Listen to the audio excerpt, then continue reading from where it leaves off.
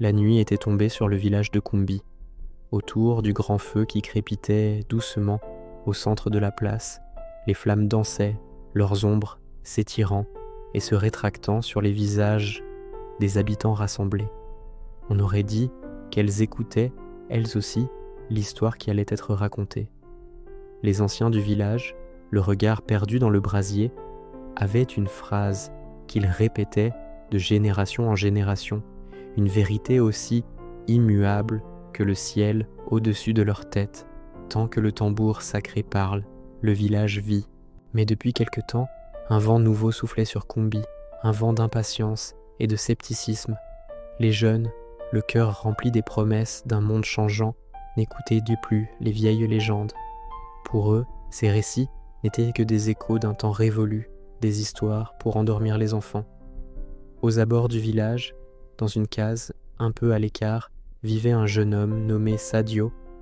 Il était le symbole de cette nouvelle génération. Brillant, ambitieux, son esprit était aussi vif que l'éclair qui zèbre le ciel d'orage. Mais il était impatient.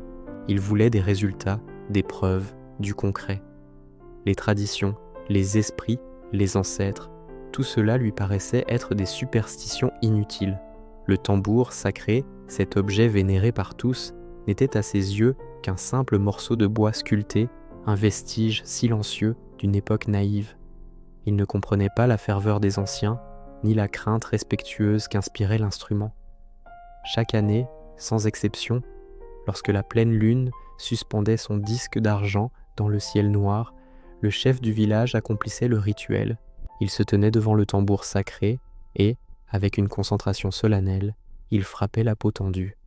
Les rythmes puissants et profonds s'élevaient alors dans la nuit, voyageant à travers les champs et les savanes, portant les prières de Kumbi jusqu'aux oreilles des ancêtres.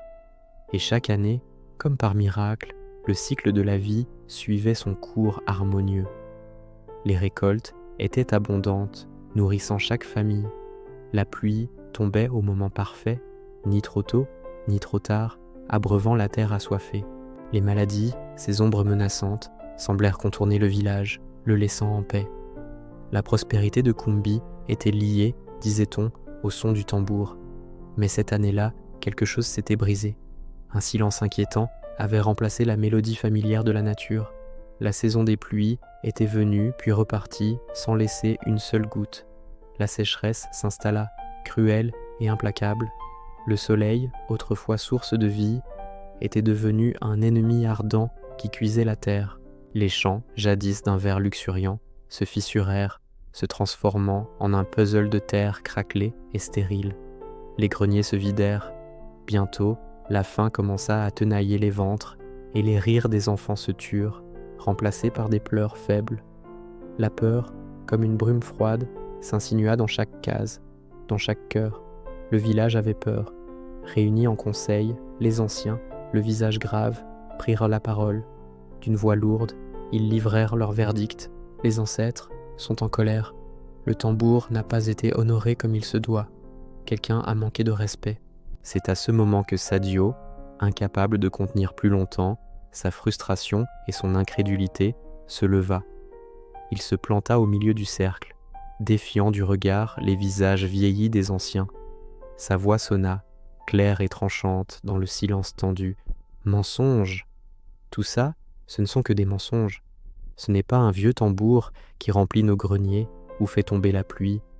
Le tambour ne nourrit personne. » Des murmures parcoururent la foule.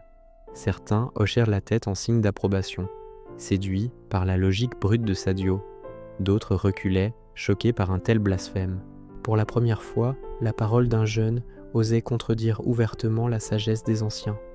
Le doute, tel un poison lent, venait d'entrer dans les veines du village de Kumbi. Cette nuit-là, alors que le village dormait d'un sommeil agité, Sadio passa à l'acte. Guidé par une conviction froide, il se glissa hors de sa case et se dirigea vers le lieu sacré où reposait le tambour. Dans l'obscurité, il sentit le poids de l'instrument entre ses mains. Il le porta hors des limites du village, dans un endroit isolé où personne ne pourrait le voir. Là, sans une once d'hésitation, il accomplit l'irréparable. Il amassa des brindilles, des branches sèches et y mit le feu. Les flammes prirent rapidement, léchant le bois ancien. Le bois sacré craqua, gémit sous l'assaut du feu. Le son ressemblait à un cri de douleur. Le feu monta haut dans le ciel, une torche orange dans la nuit profonde. Mais au moment précis, où le tambour s'effondra sur lui-même, consumé, un phénomène étrange se produisit. Le vent qui soufflait doucement s'arrêta net. Les étoiles, qui scintillaient par milliers, s'éteignirent comme des bougies, et un silence absolu, un silence terrible et surnaturel, tomba sur Kumbi. Le lendemain, le soleil se leva sur un monde transformé. Le silence de la nuit persistait. Aucun oiseau ne chanta pour saluer l'aube. Leur trille joyeuse avait été remplacée par un vide assourdissant. En se rendant au puits, les femmes découvrirent avec horreur qu'ils étaient à sec, le fond boueux et craquelé. Le peu d'eau qui restait avait disparu. Les bêtes du troupeau communal, les chèvres et les vaches avaient de fui durant la nuit, comme si elles avaient senti venir une catastrophe imminente. Et le plus terrible, c'étaient les enfants. Ils pleurèrent de faim et de soif, mais leurs yeux étaient secs. Ils pleuraient sans larmes. C'était comme si le village tout entier avait perdu sa capacité à pleurer, sa capacité à espérer. Kumbi était devenu un village fantôme, vidé de sa vie. La troisième nuit après la destruction du tambour, alors que la fièvre de la faim et du désespoir le tenaillaient, Sadio fit un rêve. Il se vit debout, seul, dans une plaine désolée. Devant lui se dressait un immense baobab, l'arbre de vie, mais il était entièrement en feu. Des flammes rugissantes consumaient son tronc millénaire et ses branches tordues. Soudain, des voix semblèrent sortir du cœur même de l'incendie, des voix multiples, anciennes et puissantes, qui résonnaient avec l'écho des âges. Elles disaient toutes la même chose, une phrase qui se grava dans son esprit. « Tu as brûlé ce que tu ne comprenais pas. » La chaleur du rêve était si intense qu'elle semblait réelle. Sadio se réveilla en hurlant, le corps couvert de sueur.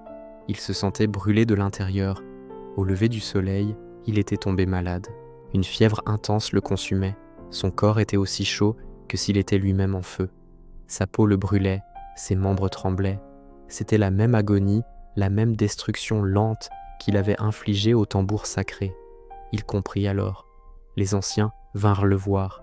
Ils ne le regardaient pas avec colère, mais avec une profonde tristesse. L'un d'eux posa une main sur son front brûlant et lui dit d'une voix douce mais ferme : « Seul celui qui respecte le passé peut espérer sauver l'avenir. Tu as voulu détruire la mémoire pour construire ton futur, mais tu n'as réussi qu'à détruire les deux. » Sonlai, affaibli, rongé par la fièvre et le remords, Sadio rampa hors de sa case. Il se traîna sur le sol sec et poussiéreux, mètre après mètre, jusqu'au lieu du sacrilège. Devant le tas de cendres froides, qui était tout ce qui restait du tambour sacré, il s'effondra. Et là, pour la première fois de sa vie, Sadio pleura. Il pleura pour son arrogance, pour sa stupidité. Il pleura pour son village mourant, pour les enfants sans larmes. Il demanda pardon, pas avec des mots, mais avec des sanglots qui venaient du plus profond de son âme brisée.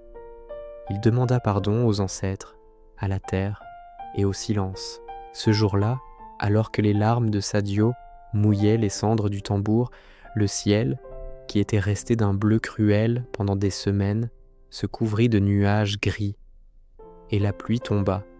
Ce n'était pas un orage violent, pas un déluge dévastateur, c'était une pluie douce, fine et persistante, une pluie de guérison, juste assez pour apaiser la terre craquelée, pour remplir doucement les puits, pour faire germer l'espoir. Le village de Kumbi allait pouvoir revivre, mais le tambour, lui, ne fut jamais reconstruit à l'identique. Les artisans essayèrent, mais l'esprit de l'instrument était parti. Le nouveau tambour qu'ils fabriquèrent ne parla plus jamais comme avant. Son son était sourd, privé de la magie et de la puissance d'antan. C'était un rappel constant de ce qui avait été perdu. Depuis ce jour, à Kumbi, quand les anciens se rassemblent autour du feu avec les plus jeunes, ils racontent l'histoire de Sadio et ils terminent toujours par cette phrase : « Devenu la nouvelle sagesse du village. Quand tu brûles la sagesse des anciens, c'est ton propre futur que tu réduis en cendres. Et autour du feu, dans le silence respectueux, les enfants écoutent. Ils écoutent vraiment. Et ils comprennent.